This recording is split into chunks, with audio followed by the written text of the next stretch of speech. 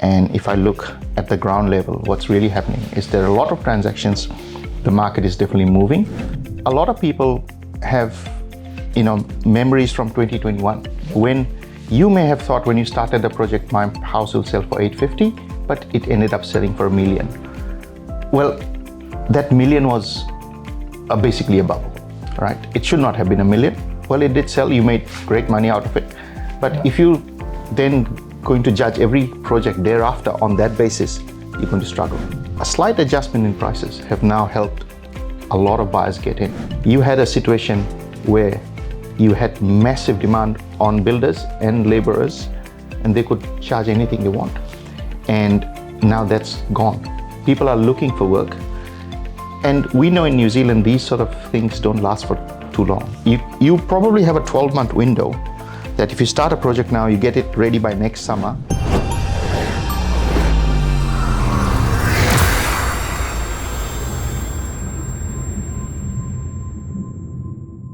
Good day, welcome to another segment where Fundmaster is trying to put in a lot of information for those customers who are out there sitting in the winter and they're not able to go out, but they can go on their reels and scroll what's happening in the market.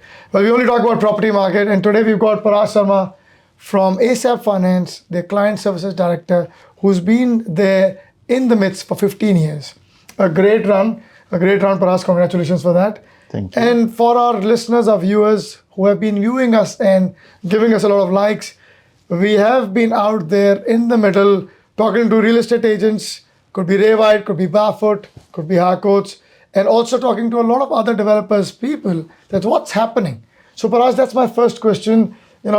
Introducing you, it's a pleasure always to meet you, talk to you. There's always a lot to learn from you. And I wanted to make sure that all of our customers learn from you as well in your knowledge. So first of all, the myth in the market, that's the question you asked. Is the property market dead? Is that a myth? What's the reality? Thank you firstly, Dave, for having me here. Excellent question to begin with. Based on my experience in the last 4 months, the property market is definitely not dead. We have seen record number of transactions. Basically, projects have been completed, and we were a bit apprehensive that things will take long to sell. In fact, it's gone the other way. Whether it's because developers have adjusted the prices to meet the market, but the transactions have been massive. We have had lots of repayments for completed projects. Settlement rates have been very good. So it all points to the fact that the market is not, you should ignore sometimes or not believe the media. And if I look at the ground level, what's really happening is there are a lot of transactions. The market is definitely moving. I'm not going to sit here and say the prices are rising, but transactions are definitely happening, which is usually the first sign that the market is ripe for a turnaround. Yeah. In terms of prices are not moving, but transactions are happening, can you elaborate more? Because a lot of developers are sitting out there, oh my God, what should I do? Or people who've bought the properties at 1.4 million, now they're 1 million, right? What's the take? Are they going to make money? Should they be scared? Should they just sit down and wait for the market to come up? What would you say about this? I think I'll start by talking about the price aspect. Yeah. So a lot of people have, memories from 2021 when you may have thought when you started the project, my house will sell for 850, but it ended up selling for $1 million. Well, that $1 million was basically a bubble, right? It should not have been $1 million. Well, it did sell, you made great money out of it. But if you then going to judge every project thereafter on that basis, you're going to struggle because that market is not there. However, what we have found is that if you thought your property's value was 900 on completion and you tested the market, it's not 900, you reduced it to 875, things have sold. So what it tells me is at the entry level or sub-billion market, you just need to adjust the price a little bit, and there are buyers out there. Obviously, the buyers have now a lot of options, including support from KO, etc., which is very good for first-home buyers. That's helping them get into the property market, buy their first home, and therefore a slight adjustment in prices have now helped a lot of buyers get in.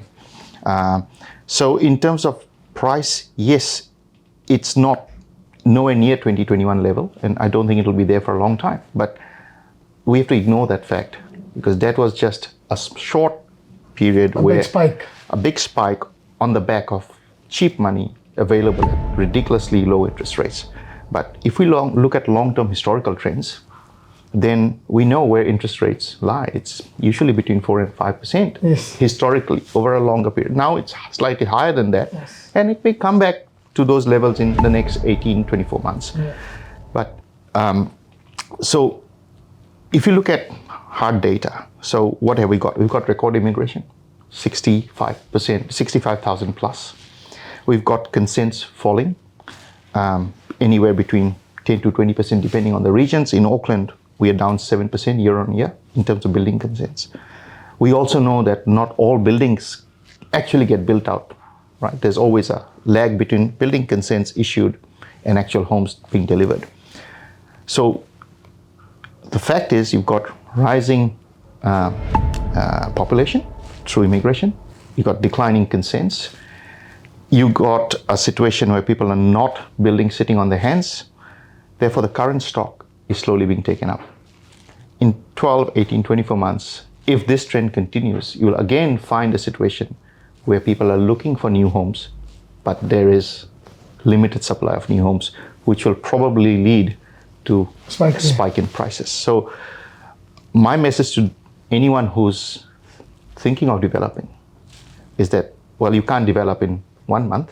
It'll probably take 12 to 18 months. So this is as good a time as any to actually start, because you've got a lot of favorable things in your, you got construction costs, which were huge at one point of time. Those have come down. What is the level that they've come down to? Is it 3,000 per square meter, or are they back to 2,000? Well, it's hard to say on a rate per square meter basis, because every project has some site-specific condition. But anecdotally, we know that cost of framing, joinery, all that's come down. Biggest component is labor. You had a situation where you had massive demand on builders and laborers, and they could charge anything they want. And now that's gone. People are looking for work. And we know in New Zealand, these sort of things don't last for too long. You probably have a 12-month window that if you start a project now, you get it ready by next summer, you will have the benefit of some great rates as far as construction is concerned, rising population, and hopefully by the time you're ready to hit the market, interest costs may have come down. So imagine you're in the summer of 2024 and you've got brand new houses ready to go in the market. You could have a significant uplift where it could work the other way. You thought the house is worth 900, but it ended up selling for 950. Well, because there was just not enough supply of new houses in the market. So I think for us as lenders, we definitely feel that if you're thinking of developing and you're ready to develop, or because you've got consents, or you're thinking of developing in the next 6 months, you must jump in now. Jump in now. And that's a very good thing, because that was my next question. Great segue. Well, this is the time, as per somebody who's right in the middle, they say, get it from the horse's mouth. Parash and ASAP Finance, these guys fund up to 800 to 1,000 houses a year countrywide. Yeah. So they know what's happening right in the skin of development. And, is the time right to develop now? Absolutely yes. It is the time, right? I mean, compared to 2020, the market is still up. Yeah. Right, it's still up. So the numbers are there. The buyer's expectation and the seller's expectations are meeting. The first home buyers are active. Kainga, or our KO, is totally active and supporting a lot of you guys who want to get in their first homes. Well, this is a brilliant time for you to buy. And if there are buyers, developers, or investors, this is the time for you to sell as well. My, last question for the day, is a lot of people ask me, is development difficult? Should we subdivide? Or some investors are sitting on a pot of lands. They don't know. They're scared. They're scared of council, the EPAs, and all these terminologies. Yep. Can you explain us in layman terms? What is the start and what is the process steps And is it very difficult? If a layman like me, or someone who's Joe Block from a road, or Ramesh Bhai wants to start something, or Mr. Singh wants to start something, what is their first step? I guess everybody did their first projects at some time. So it's not difficult per se if you follow a process. And the process is often the guys who have done it successfully over the years, they have realized that it's better to get professional advice, seek people who know what they're doing, go to people who have done it before, instead of relying on what your next door neighbor is saying.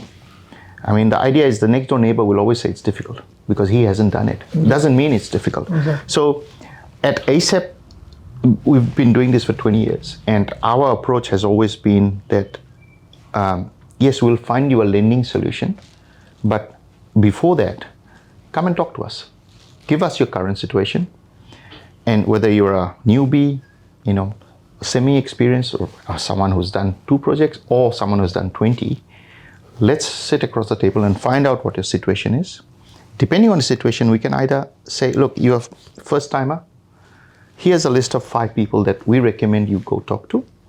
And these are roughly what the numbers will look like. These are your rough costs that you will have to come up with.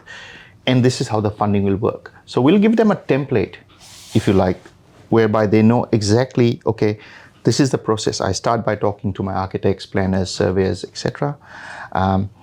Firstly, I'm sitting on this piece of land. I might think that that land can fit 8 houses, but there might be certain constraints. You can only fit 4. So then do I go ahead? Do I build 4 or leave it? So there's a lot of things that need to happen before you jump into the actual development. And that's where you need to seek advice, whether it's someone coming talking to you or someone coming talking to me. We are always happy to talk. A lot of people get the impression that, okay, we go to the lender when we have a ready project. That's a wrong way of looking at it. You have to treat your lender as a consultant and say, okay, sure, I'm going to take half an hour of Dave's time or Parash's time, but I'm happy to spend that time to help someone understand the process. And maybe at the back end of it, there might be a funding opportunity, but it takes 6, 8, 10 months to get there. And so the process itself is not difficult if you follow it in a logical order. So what's the logical order of a process? Now, this is very important, and probably we'll cut it into a segment for people to, see it again and again. What is the process? Let's say I've got 800 square meters of land. What is my next step, Parash? The next step, you've got 800, you need to be able to do some basic, get some basic information. What is your land zoned for? What is it? What is the zoning? Where do I get the zoning from? That's available in council. That's available on a number of websites. Mm-hmm. So depending on the zoning, you could do an activity. Mm-hmm. You could do X amount of density. That's the first step. Now, there are other things like, well, do I have the services available within the property, outside the property, at the neighbor's property? Because you have to hook up your wastewater, your water, your stormwater. And on the back of floods in Auckland, all these things have become even more important, especially things like stormwater. So you need to understand, okay, where are my services located? Again, it's possible to do it via website, but at the end of the day, I would say if you're a newbie, you contact a planner, and the planner will be able to give you an initial report on the site, do an initial feasibility report saying your site of 800 square meters is zoned X. There are these constraints, there are these limitations, however, there are these advantages. This is how we mitigate the risk. Therefore, in my opinion, you could fit 6 houses or 8 houses. So before you go to an architect, you go to a planner. Correct. Go to a planner and first find out the site suitability. And that's called an initial report. Yes, you'll have to spend a certain amount of money. It's not a lot of money, but that will give you an initial starting point saying, on this plot of land, I can do X. Okay. Obviously, there's further investigation. Now, as soon as you get that, you should then say, okay, I've got this piece of land where I can fit 6 or 8 houses. Does it align with my own goal or what I want to do? If it does, then I would say someone can even talk to you saying, look, I'm an investor. I've got a house here, 1960s, very little rent, but I've got this beautiful piece of land. I can fit 8 houses. I want to keep it as an investment. that person comes to you, you can crunch some numbers and say, okay, if you build 8, this is your cash flow, this is your rental income, therefore I can refinance it to the bank. I think you should go ahead. Or you might give some other advice according to the client's situation. So first thing to do is to find out what can be done. That can be done by planner. And then after that, if you want to go ahead, then obviously you have to get the planner to do a proper report, do proper studies, do your geotech, do your services report, do your capacity assessments, all of that. Your architect will have to draw up some plans, and then effectively you apply for what is called a resource consent. The resource consent is actually, it's a term, but there are 2 consents within a resource consent. One is your land use consent, which tells you on this land I can do this activity. The second is called the subdivision consent, which tells you that the land use consent allows you to build 6 houses, but then to subdivide those 6 houses into individual titles, you need to do ABCD subdivision conditions. So in Auckland now, it's commonly called a bundle application, where you get a land use and a subdivision consent. So that's the first step. As part of the resource consent, there'll be enough done to give you a solution as to how you're going to connect your services. Now this can be very simple. You might be quite lucky that all the services are on site and they have the capacity to take on 8 new houses. You could be a situation where the services are further down the road. You might have to drag it from them. There might be some upgrade required. Or you might have to go next door to a neighbor because the services run on his site and you have to hook up. Now that means getting the neighbor's approval. So all those things will be done as part of your RC. And then after the RC, I would say you do another number crunching exercise and see, okay, now I've got the RC. Go out to the market, seek some advice, get some high-level costings in terms of, okay, I've got the RC for 8 dwellings here. How much do you think it'll cost from here on to get 8 houses built and subdivide? Again, I'm happy to help. There'll be other people who you might have some advice for them. So once you get that, because then you're now going to get into engineering approvals, building consent approvals, and all these will add to your cost. So at the RC stage, if you come and workshop the deal at a high level with a lender or through a mortgage advisor like yourself, then the client gets an idea that, okay, provided I do these steps, looks like this is a fundable deal.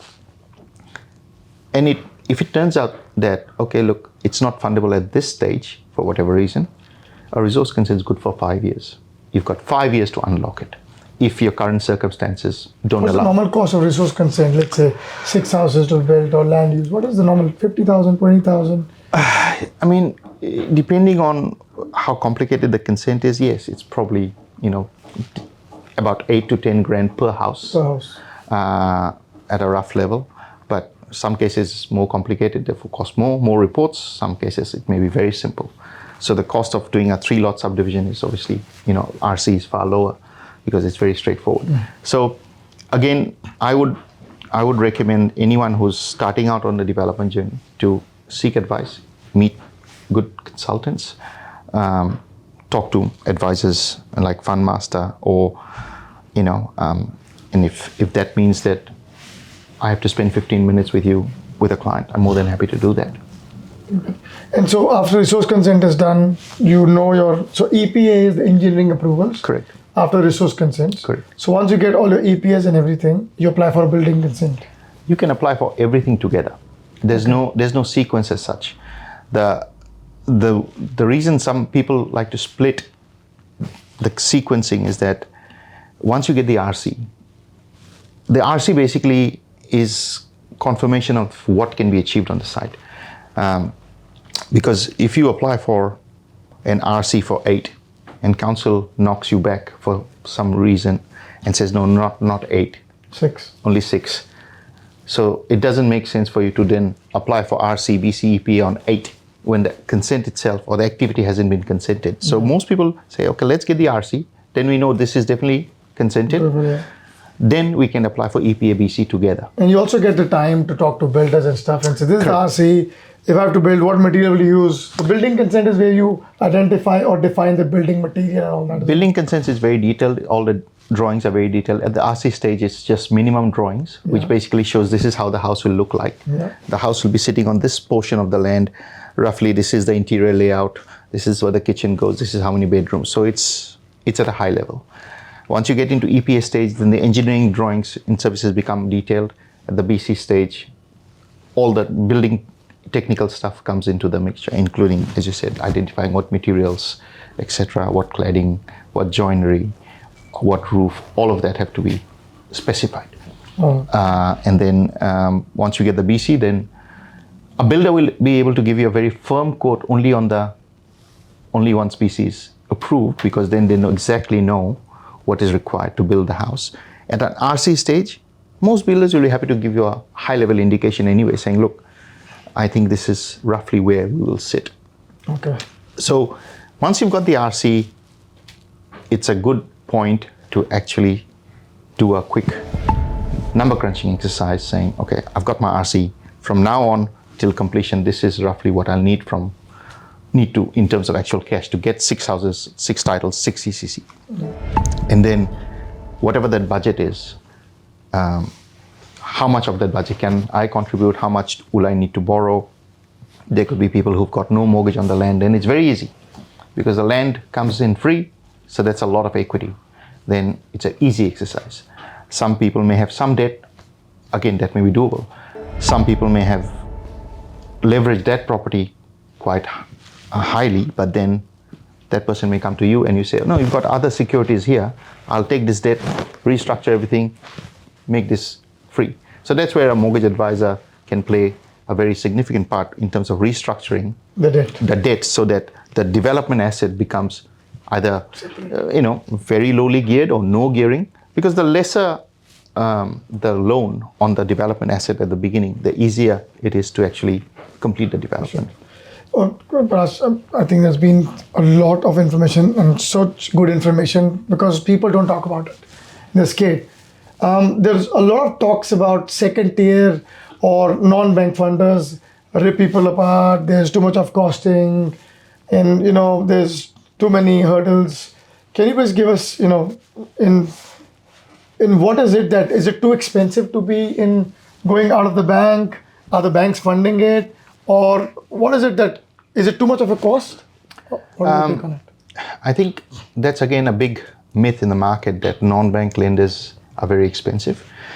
I mean, the fact is that we build 800 to 1,000 houses means that obviously there are all these clients who think that we're not expensive or it is worth it. But ultimately, if you're doing a development, and that's the idea is that at the end of the development, I'm going to make X dollars, you build the finance cost into your budget and say, okay, if I take this finance cost, can I still make what I'm hoping to make? Now, as far as banks are concerned, yes, they will fund you small projects, 3 houses here, 4 houses there. But if you're doing larger projects, it's very unlikely that the bank will fund. And people, what I would request anybody looking at development funding is that please read the fine print. When I say fine print, it's people tend to simply look at interest rate and fees. But there's a whole lot of other stuff involved in funding a development. For example, the fact is that, I would say 99% of our projects, we don't require QS. Now, what's the cost of a QS? It usually can be 0.6 to 1 to 1.25% of the total project cost. What does it add, not just in terms of cost, what does it add in terms of time? So that's where I think people need to realize that, okay, what's apparent or what's headline fees and headline interest, that actually means very little. You have to actually apply those fees and interest in a real life situation. And that's where I encourage people to come and sit with me and say, look, let's run an actual schedule of how your development works. Because if someone has a facility of 5 million, and let's say, give an extreme example, someone is borrowing 5 million and the applicable interest rate is 15%. Doesn't mean he's paying 15% on 5 million. He's paying 15% on drawdowns, on what actually his balance is. Yes. Right? Obviously, there are components like line fees, etc., which add to the cost, and some lenders charge that. We don't charge it. But the thing is, I would say, if you're serious about development, and you've done your number crunching properly, calculations properly, then finance cost is just a cost. It's like, okay, my cladding cost went up by 10%. Do you leave the construction midway and say, no, I'm not going to build it? You still build it. So finance is no different. It's just part of your cost. Yes, I would encourage people not to go in blind. Find out what the cost is, but don't be influenced just by high-level fees and interest rates. What you need to do is actually apply those in a real-life situation and say, what is my estimated interest cost? What is my estimated fee?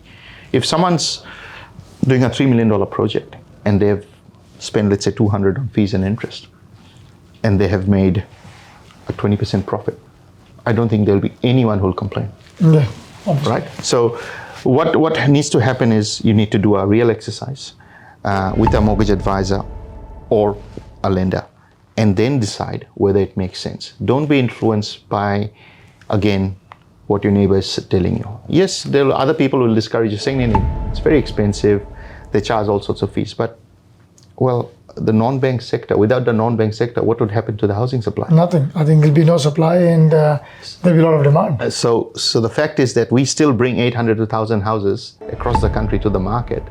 And these are houses that are being picked up by investors, first home buyers, yeah. etc. And again, going back to the point about timing in the market, 65,000 plus new people, where do they stay? They mostly rent. No one comes in and buys a house. They mostly rent. Is there enough rental stock? Why is rental going up so aggressively year on year? Is because there's lack of rental supply. Yeah. So if you're an investor, if you're a person who's got one house on 1,000 square meter land, I would say you are missing out on massive opportunity. You could possibly put 6, 7 houses there. So all those things need to be considered by investors. But the biggest thing is do your homework, talk to the right people. Don't be influenced by the media or what your friends or what your neighbors are saying. Actually do some real numbers with people who are experienced, who've done it.